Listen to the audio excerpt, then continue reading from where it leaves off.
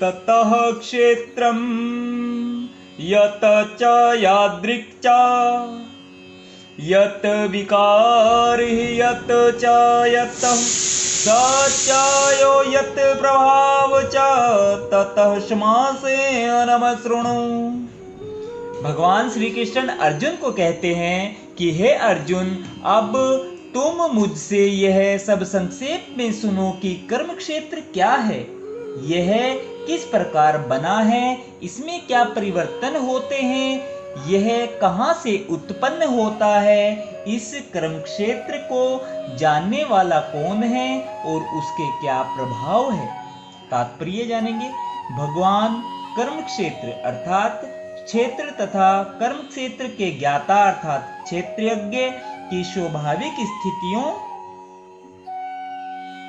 का वर्णन कर रहे हैं। मनुष्य को यह जानना होता है कि यह शरीर किस प्रकार बना हुआ है, यह शरीर किन पदार्थों से बना है, यह किसके नियंत्रण में कार्यशील है, इसमें किस प्रकार परिवर्तन होते हैं, ये परिवर्तन कहाँ से आते हैं, वे कारण कौन से हैं, आत्मा का चरम लक्ष्य क्या है तथा आत्मा का वास्तविक स्वरूप क्या है। मनुष्य को आत्मा तथा परमात्मा, उनके विभिन्न प्रभावों, उनकी शक्तियों आदि के अंतर को भी जानना चाहिए। यदि वह भगवान द्वारा दिए गए वर्णन के आधार पर भगवत गीता समझ लें तो ये सारी बातें स्पष्ट हो जाएंगी। लेकिन उसे ध्यान रखना होगा कि प्रत्येक शरीर में वास करने वाले परमात्मा को जीव का स्वरूप न मान बैठे। ऐसा तो सक्षम पुरुष तथा अक्षम पुरुष को एक समान बताने जैसा है।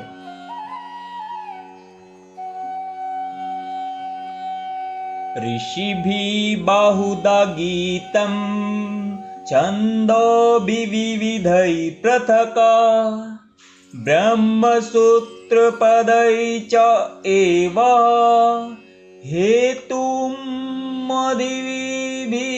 निश्चितैः। भगवान श्री कृष्ण अर्जुन को समझाते हुए कहते हैं कि हे अर्जुन, विभिन्न वैदिक ग्रंथों में विभिन्न ऋषियों ने कार्यकलापों के क्षेत्र तथा उन कार्यकलापों के ज्ञाता के ज्ञान का वर्णन किया है। इसे विशेष रूप से वेदांत सूत्र में कार्य कारण के समस्त तर्क समेत प्रस्तुत किया गया है। तात्पर्य जानेंगे। इस ज्ञान की व्याख्या करने में भगवान कृष्ण सर्वोच्च प्रमाण है।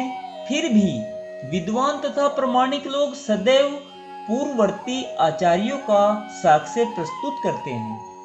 कृष्ण आत्मा तथा परमात्मा की द्वैतता तथा अद्वैतता संबंधी इस अति विवादपूर्ण विषय की व्याख्या वेदांत नामक शास्त्र का उल्लेख करते हुए कर रहे हैं, जिसे प्रमाण माना जाता है। सर्वप्रथम वे कहते हैं यह विभिन्न ऋषियों के मत तदनुसार है। जहां तक ऋषियों का संबंध है, श्री कृष्ण के अतिरिक्त व्यासदेव अर्थात जो वेदांत सूत्र के रचयिता है महान ऋषि हैं, और वेदांत सूत्र में द्वैत की भली भांति व्याख्या हुई है।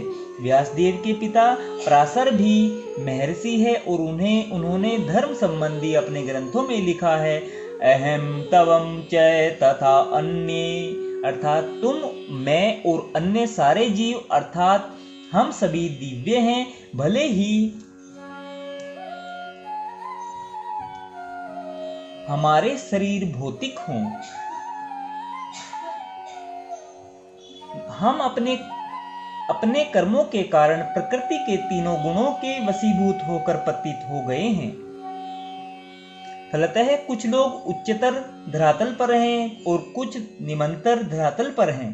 ये उच्चतर और निम्नतर धरातल अज्ञान के कारण हैं और अनंत जीवों के रूप में प्रकट। इसी प्रकार मूल वेदों में विशेषतया कठोपनिषद में आत्मा, परमात्मा तथा शरीर का अंतर बताया गया है। इसके अतिरिक्त अनेक महर्षियों ने इसकी व्याख्या की है, जिनमें पराशर प्रमुख माने जाते हैं। छंदोभी शब्द विभिन्न वैदिक ग्रंथों का सूचक है। उदाहरणार्थ तैत्तिरीय उपनिषद, जो यजुर्वेद की एक शाखा है, प्रकृति, जीव तथा भगवान के विषय में वर्णन करती है। जैसा कि पहले कहा जा चुका है, क्षेत्र का अर्थ कर्म क्षेत्र है। क्षेत्रज्ञ की दो कोटियां हैं, जीवात्मा तथा परम पुरुष।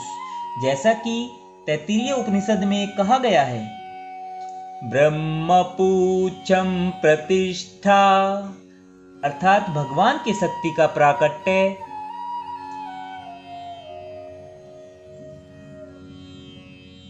अंतर में रूप में होता है, जिसका अर्थ है अस्तित्व के लिए भोजन अर्थात अन्न पर निर्भरता।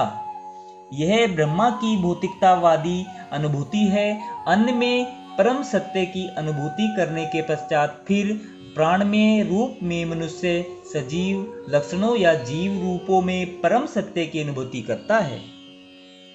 ज्ञान में रूप में यह अनुभूति सजीव लक्षणों से आगे बढ़कर चिंतन, अनुभव तथा आकांक्षा तक पहुंचती है।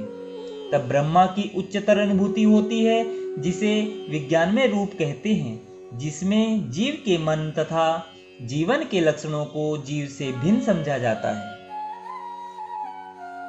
इसके पश्चात परम अवस्था आती है, जो आनंदमय है, अर्थात सर्व आनंदमय प्रकृति की अनुभूति होती है। इस प्रकार से ब्रह्मानुभूति की 5 अवस्थाएं हैं, जिन्हें ब्रह्मपुच्छम कहा जाता है। इनमें से प्रथम 3 अन्नमय, प्राणमय तथा ज्ञानमय अवस्थाएं जीवों के कार्यकलापों के क्षेत्रों से संबंधित होती है।